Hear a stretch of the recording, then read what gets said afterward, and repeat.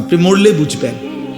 আপনার ঘরে খায় ঘুমায় আপনার 18 বছরের অসভ্য ছেলে সারা রাত আপনার ঘরে মোবাইলে উলঙ্গ ছবি দেখে, কোনো দিন ফজরের নামাজ 5 ওয়াক্ত নামাজ পড়ে না। আপনি মরেন না, আপনি মরলে না বুঝবেন জাহান্নাম কাকে বলে।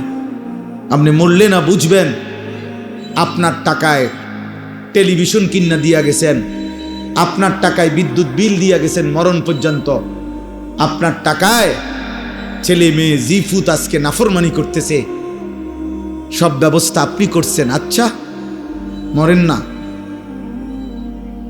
মরেন। আখেরাত মানে মসজিদে টিয়া 10,000 না, ফ্যান দিবেন আর বেহেস্তে যাইবেন গা। 2 আন ফ্যানের দাম না বেহেস্ত, বেহেস্তের মূল্য কি 8,000 টাকা কেন? হ্যাঁ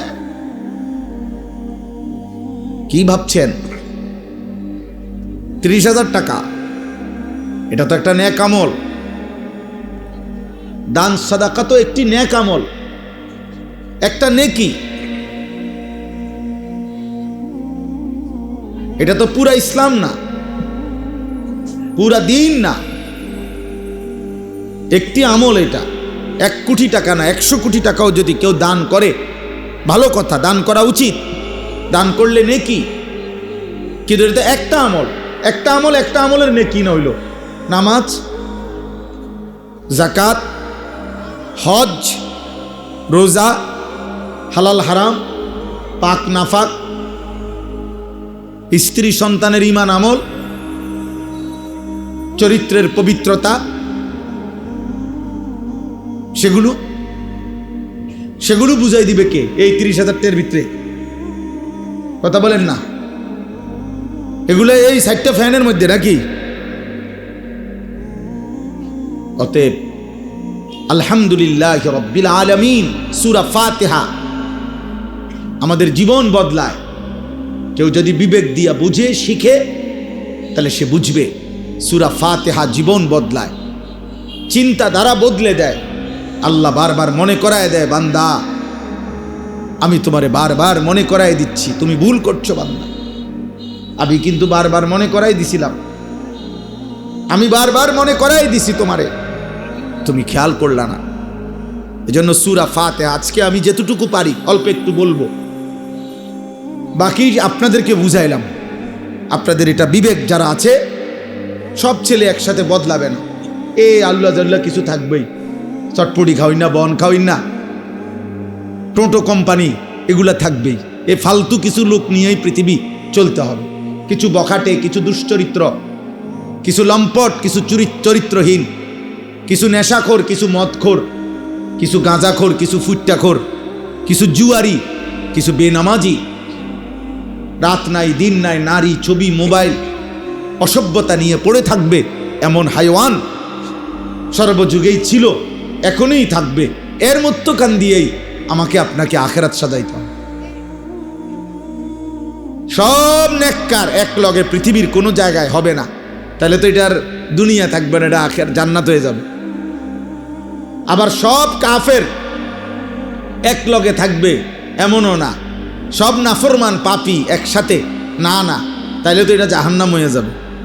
এটা দুনিয়া, এখানে ভালো মন্দ, আলো অন্ধকার, এখানে রাত দিন, এখানে হালাল হারাম, এখানে জায়েজ না জায়েজ, এখানে দুষ্ট ভদ্র, এখানে ইমানদার কাফের, এখানে অনুগত অবাধ্য, এখানে সেজদাওয়ালা সেজদা ছাড়া, এখানে বেপর্দা পর্দানশীন, এখানে আখলাকওয়ালা আখলাক ছাড়া, এখানে চরিত্রওয়ালা চরিত্রহীন, হর কিসিমের মানুষ থাকবে।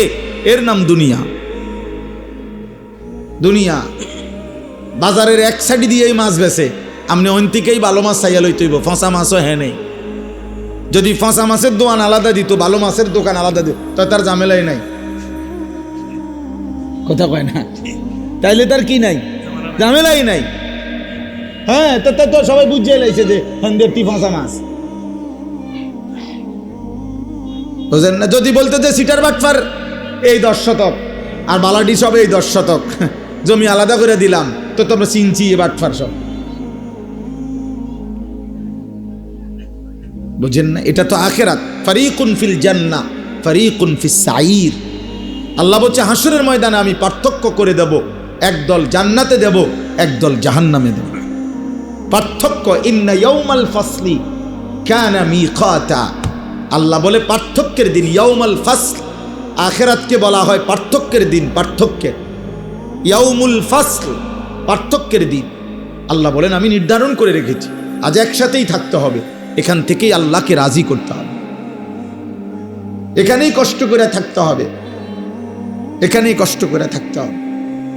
4 বছরের ছেলে, 10 বছরের ছেলে, 14 বছরের ছেলে সন্তান আল্লাহর দিকে ফিরাইতে হবে, আখিরাত মনে করাইতে হবে, চেষ্টা করে যাইতে হবে। আমি সেদিন আমার 14 বছরের ছেলেকে বুকে জড়ায়া আদর করে বলছি, আব্বা যদি দেখো তোমার চারদিকে সকলেই একটা একটা বড় মোবাইল, তোমার বাড়ির, তোমার আশেপাশের চলার পথের প্রত্যেকের হাতে, তবু বাপ আমার তুই বড় মোবাইল হাতে নিও না আব্বা, পড়ালেখার এই সুন্দর জীবনটা বাপ নষ্ট করো না। নিজে বলছি ছেলেকে, বাপ আমার চোখের পানির বিনিময়ে আমি তোরে বলে গেলাম, বাবা বলে গেলাম, এই বড় মোবাইল আজকে লক্ষ লক্ষ ছেলেকে চরিত্রহীন বানায় দিছে। মা বাবার বাঁধন হারা, মা বাবার বাঁধন হারা, বাপের লগে কোনো সম্পর্ক নাই, ফুতে মায়ের সাথে কোনো সম্পর্ক, হাইওয়ানের মতো চুল। মুসলমানের বাচ্চা জানে না এটা কোনো বেঈমানের চুল। মুসলমানের বাচ্চা কত নিকৃষ্ট, একটাবার পেশাব করে কদ্দুর টয়লেট পেপার ব্যবহার করে না, পানি ব্যবহার করে না, অথচ সে কুত্তারে দেখে, কুত্তাও পানি নেয় না, টয়লেট পেপার ব্যবহার করে। মুসলমানের বাচ্চা তার সামনে মসজিদে আজান হইল, সে এই মসজিদের সামনে দিয়ে হাইটা একটা জায়গা, ওই মসজিদে ঢোকে না। আজান হইছে তো সে সরে গেছে। মুসল্লিরা দেখলে যদি ডাক দেয়, ওর দাদার বয়সী কেউ যদি দেখলে ডাক দেয়, এই জন্য জায়গা লাইরে লাইছে। অথচ এটা সকলেই জানেন। এ ছেলেরা, বাবা তোমরাও দেখো, মসজিদে যখন আজান হয়, আজানের আওয়াজ শুনলে কাছাকাছি জায়গায় কুত্তা ঘেউ ঘেউ করে ওঠে, আর কুত্তা মসজিদের আজান শুনে জায়গার থেকে সরে অন্যত্র চলে যায়। এজন্য মসজিদের আজান শুনে যে ছুটে যায়, অন্যত্র পলায়া যায়, এটা মানুষের স্বভাব হইতে পারে না, কুত্তার স্বভাব। এটা কুত্তার স্বভাব, এটা কুত্তার খাসলত, বেটা এটা কুকুরের খাসলত, ইনসানের স্বভাব না, এটা মানুষের স্বভাব না। কি চেহারা বানায় ফেলছো ছেলেরা! মুসলমানের চেহারা এত কালো হয়, ইমানদারের চেহারা এত কালো হয়। হযরতে বেলাল হাবশি গোলাম ছিলেন, নিগ্রু ছিলেন, কিন্তু চেহারায় নূর চমকাইত, চেহারায় নূর চমক। হযরত ওমর রাদিয়াল্লাহু তাআলা আনহুর মতো সাহাবী, ওমর এত বড় সাহাবী, আমরা কিতাবে পড়ছি, হাদিসে আছে। হযরত বেলালকে দেখলে উনি বলতেন, আনতা সাইয়্যিদুনা, তুমি আমাদের সর্দার, তুমি আমাদের সাইয়্যিদ। কাকে বলতেন? বেলালকে। অথচ বেলাল ছিল নিগ্রু। তাহলে সৃষ্টিকর্তার কালো রং, সে তো আল্লাহর দান, কিন্তু ঈমান, সেজদা, নেক আমল ওই মানুষকে কালোর মধ্যেও আলোকিত করে দেয়, আলোকিত করে দেয়, সুন্দর করে দেয়। অগণিত ছেলেপেলের চেহারা দেখলে বোঝা যায় বেনামাজি, গুনাহ করতে করতে চেহারা কালো বানায় ফেলছে। হাদিসে ওয়াদা আছে আল্লাহর নবীর, ছেলেরা বাবা মনে রাখো, একদিন এই আস্তে আস্তে বদলাইতেছে, আস্তে আস্তে কমতেছে, বদলাইতেছে, চাফা ভিতরে ঢুকিয়া গেছে। ছেলেপেলের চেহারার মধ্যে কোনো রসকস মায়া বলতে কিছু নাই, কালো চেহারা, গুনাহ অন্ধকার করে ফেলতেছে। খোদার কসম, নবীজি বলছে 3 জিনিস যখন বেড়ে যাবে, 1 নাম্বার ইজা জাহারাতিল কাইনাত, গায়িকা নায়িকা, বেহায়া নারী যখন বেড়ে যাবে, ওয়াল মাআজিফ, গান বাদ্য যখন বেড়ে যাবে, ওয়াস্তাহাল্লাতিল খামরা, মদ নেশা, মদ পান এটা যখন বেড়ে যাবে কোনো সমাজে, আল্লাহর নবী বলেন অসংখ্য মানুষকে আল্লাহ চেহারা বিকৃত করে পশু বা জানোয়ারের আকৃতি দিয়ে দেবে। হতে পারে তুমি কিংবা তোমার পরের কেউ গুনাহ করতে করতে একদিন ঘুম থেকে জেগে দেখবে চেহারা জন্তু জানোয়ারের মতো হয়ে গেছে।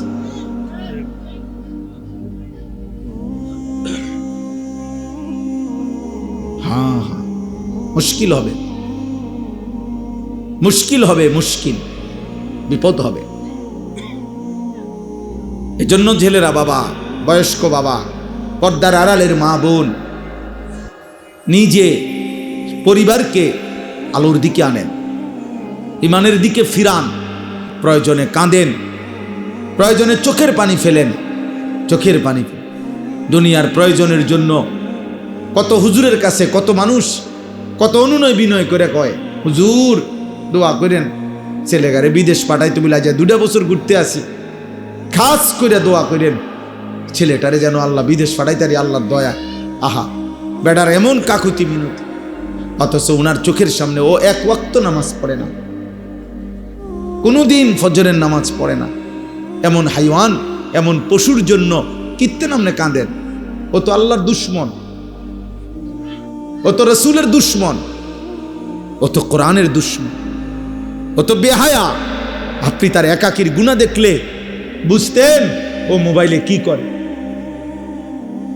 আমনে তার লাগিয়া কাঁদেন, আমনে হুজুরের লাগিয়া তার বিশার দোয়া চান, আর তে উলঙ্গ ছবি দেখ। এবারটা কান্দে, এবারটা হাতের লেগে সুদ লয়, কিস্তি লয়, আর তে নারীর ছবি দেখে।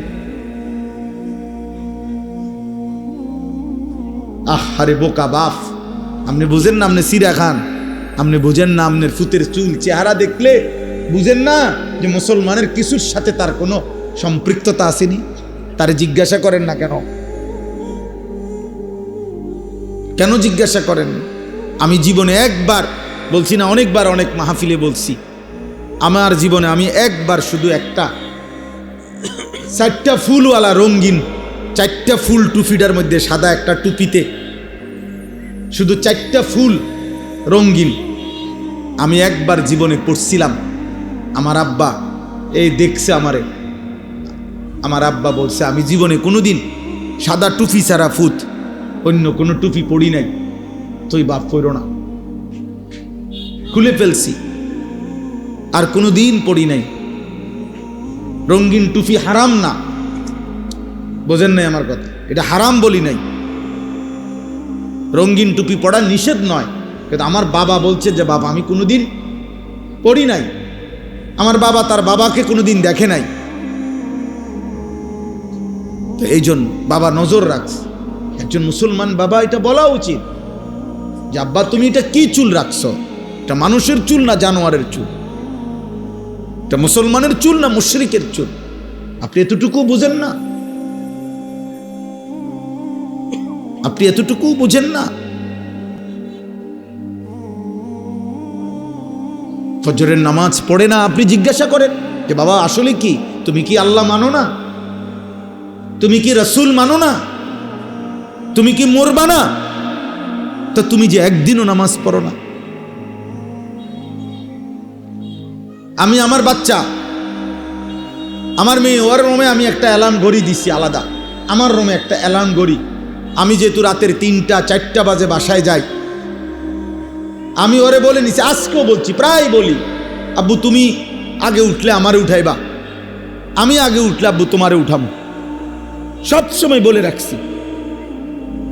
দুজনের অ্যালার্ম দিয়ে রাখছি, ওরে বলে রাখছি যে আব্বু তুমি তোমার ঘড়ি তো অ্যালার্ম দিবা 5টা 10-এ 5টায়, আমার ঘড়িটা তো দিয়া রাখবা আমার বালিশের পাশে, আমি উঠলে তোমারে উঠামু, তুমি উঠলে আমারে উঠাইবা। আল্লাহর নবী সাল্লাল্লাহু আলাইহি সাল্লাম বলছেন ইজা আইকাযার রাজুলু আহলাহু, কোন পুরুষ যদি তার পরিবারের সদস্যদেরকে ফজরের নামাজের জন্য জাগিয়ে দেয়, ওয়াসাল্লা বিহিম জামিআন, এবং সকলেই যদি ফজরের নামাজ আদায় করে, কুতিবা ফিজ যাকিরিন আল্লাহ কাসীরান ওয়াদ যাকিরাত, আল্লাহ তাআলা ওই ফ্যামিলির সকলকে বেশি বেশি জিকিরকারী পুরুষ এবং নারীদের অন্তর্ভুক্ত করে দেন। আর আল্লাহ বলছেন যে বেশি বেশি জিকিরকারী পুরুষ এবং নারীদের অন্তর্ভুক্ত হবে, আ'আদ্দাল্লাহু লাহুম মাগফিরাহ, তাদের জন্য মাগফিরাত আমি আল্লাহ নিজে রেডি করে রাখছি। আমি আল্লাহর প্রস্তুত করে রেখেছি মাগফিরাত, ওদেরকে আমি মাফ করে দেব। ওয়া আজরান আযীমা, এবং মহা বিনিময় জান্নাত আমি তাদের জন্য প্রস্তুত করে রেখেছি। আমাদের মিলেমিশে দায়িত্ব আল্লাহ আমাদেরকে মনে করায় দিছেন। আলহামদুলিল্লাহি রাব্বিল আলামিন। আল্লাহ বলছে বান্দা খেয়াল করো আমি আল্লাহ সূরা ফাতিহার মধ্যে কি বলতে চাচ্ছি। নবী সাল্লাল্লাহু আলাইহি ওয়াসাল্লাম এটাকে উম্মুল কোরআন বলছে, কোরআনের মূল। ফাতিহাতুল কিতাব, কোরআনের ভূমিকা। সূরাতুস সালাহ, এটাই নামাজের সূরা। আল্লাহ নবী বলছেন সূরাতুর রুকিয়া, এটা তাবিজ। নবীজি বলছেন তাবিজ, আন্নাহা রুকিয়া, এটা তাবিজ।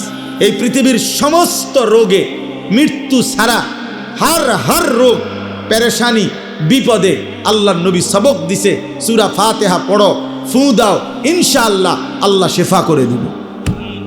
সূরাতুল ফাতিহা শিফাউম মিন কুল্লি দাইন। সূরা ফাতিহা সমস্ত রোগের শিফা, সমস্ত রোগের শিফা।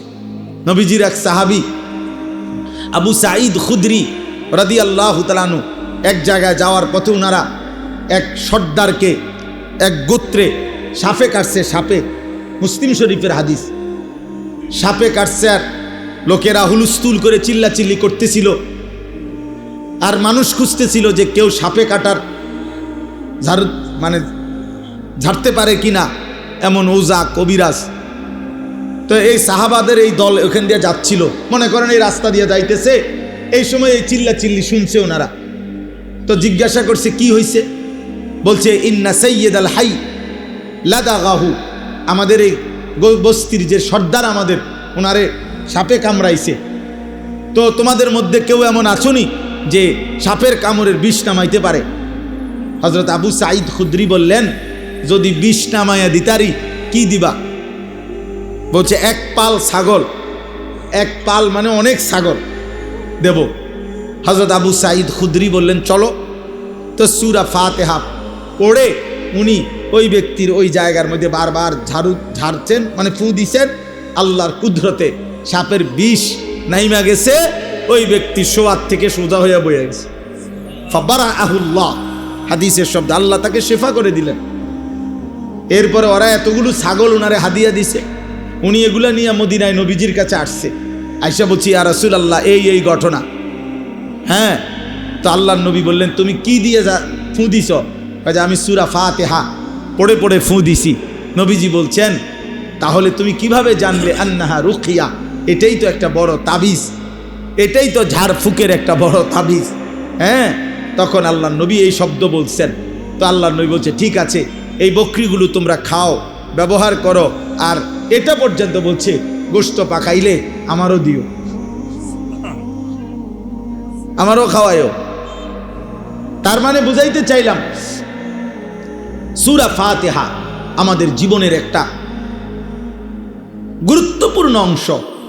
আল্লাহ তাআলা এই সূরার শুরুতে বলছেন আলহামদুলিল্লাহি রাব্বিল আলামিন, সমস্ত প্রশংসা আল্লাহর জন্য।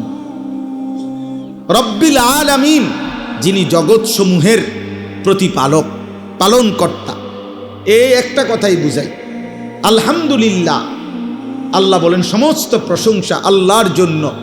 যদি বলি কেন সব প্রশংসা আল্লাহর জন্য কেন, তো আল্লাহ তাআলা বলেন বান্দা সব যে আমার, প্রশংসা আমার হবে না কেন?